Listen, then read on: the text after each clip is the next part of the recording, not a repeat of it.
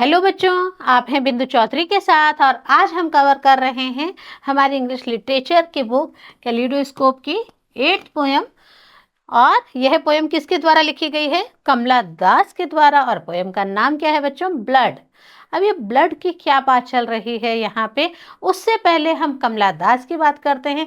हम आपको बता दें यह एक इंडियन पोइटेस है, और इंडियन पोइटेस हैं तो ये हम जो हमारे समाज में आसपास देखते हैं, हम जो एक जॉइंट फैमिली में रहते हैं, कहीं उसी की बातें इस पोयम में है।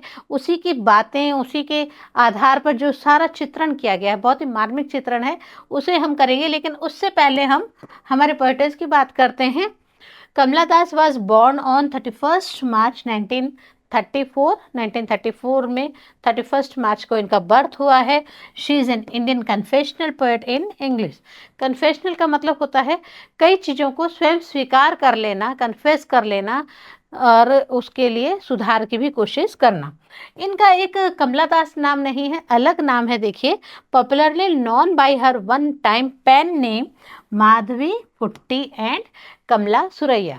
तो इनका एक और नाम था माधवी कुट्टी, या फिर कमला सुरैया भी इनको कहते हैं।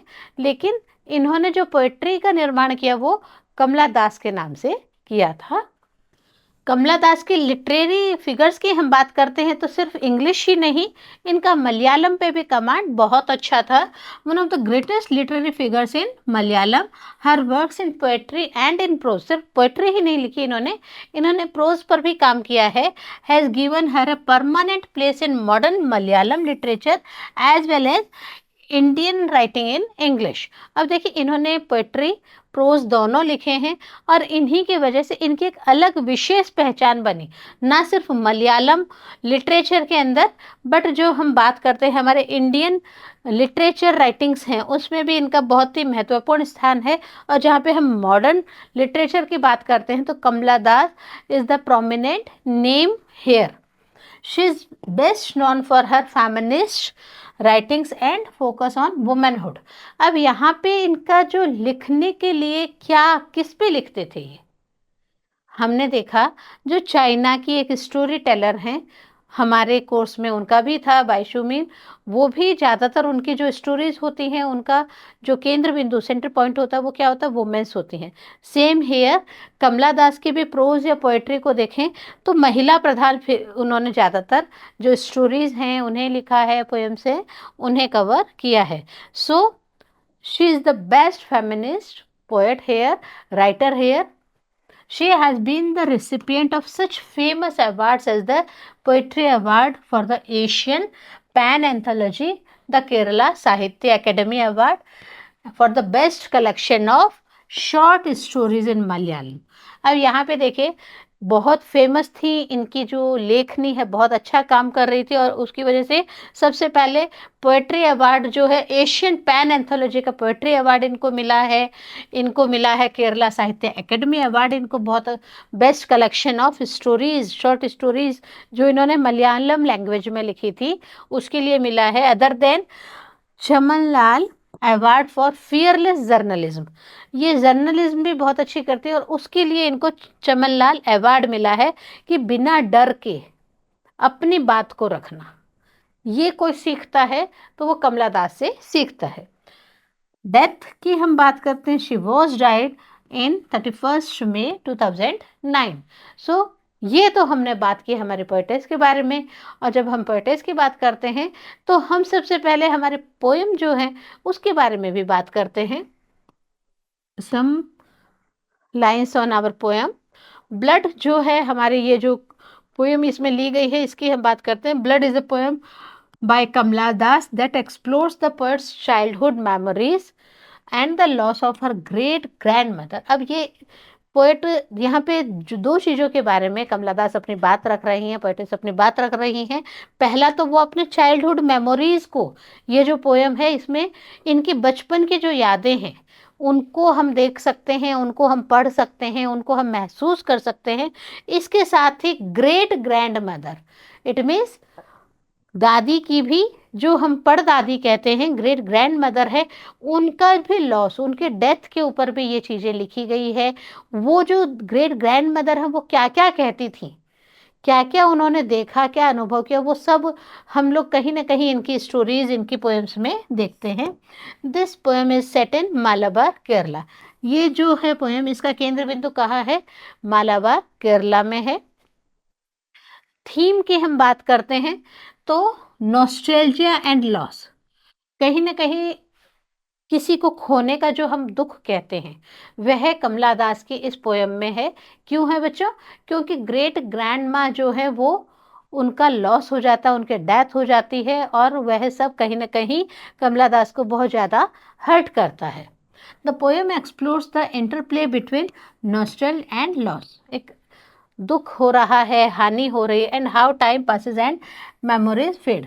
परंतु क्या होता है, समय अपनी रफ्तार से गुजरता रहता है, और उस गुजरते समय के साथ में हम जो हैं, जो पुरानी हमारी यादें होती हैं, धुंधली, फेड, फेड इट मीन्स धुंधला होना, इट मीन्स हम पुरानी यादों को बहुत दूर हमारे से वो चली जाती हैं।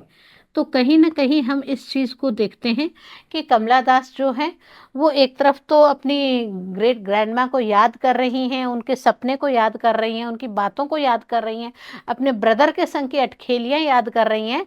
बट एक टाइम बीइंग होता है, कुछ साल बीतते हैं, कुछ वर्ष बीतते हैं, और ये सब उनकी यादों से धुंधलापना आना शुरू हो जाता है, और ये जो मेमोरीज है वो फेड होनी शुरू हो जाती है। इसके अलावा डिके ऑफ हेरिटेज, अब ये क्या है देखिए बच्चों, the poem reflects on the decay of the poets ancestral home. इनका जो एंसेस्ट्रल मीन्स होता है, जो हमें बाप दादाओं का जो हमारा पुश्तैनी घर होता है, पुश्तैनी जो घर है उसके बारे में यहाँ पर बातचीत की गई है। और कहीं ना कहीं ये जो पुराना घर है, यह भी यादों की धुंधलेपन की तरह पुराना हो चुका है, 300 वर्ष पुराना हो चुका है। और इस 300 वर्ष पुराने घर के साथ साथ और क्या हो गया है, and the death of her great grand mother, उनकी जो ग्रेट ग्रैंड मदर है उनकी भी डेथ हो गई है। तो यहाँ पे कहीं ना कहीं इस चीज़ को मेन हाईलाइट करते हुए पोएम को लिखा गया है, symbolising the lost of heritage. अब यहाँ पे ग्रेट ग्रैंड माँ की जो डेथ है उसको सिंबलाइज करके हमें क्या एक्सप्रेशन दिया गया है कि उनकी जो पुश्तैनी घर है वो भी कहीं ना कहीं खंडित होता जा रहा है, पुराना है, उसका भी कहीं कोई रिपेयर नहीं हो रहा है, वो भी एक टाइम पीरियड अपनी आइडेंटिटी को लॉस करता जा रहा है। अब यहाँ पे ये ग्रेट ग्रैंड माँ को क्यों इतना याद कर रही हैं?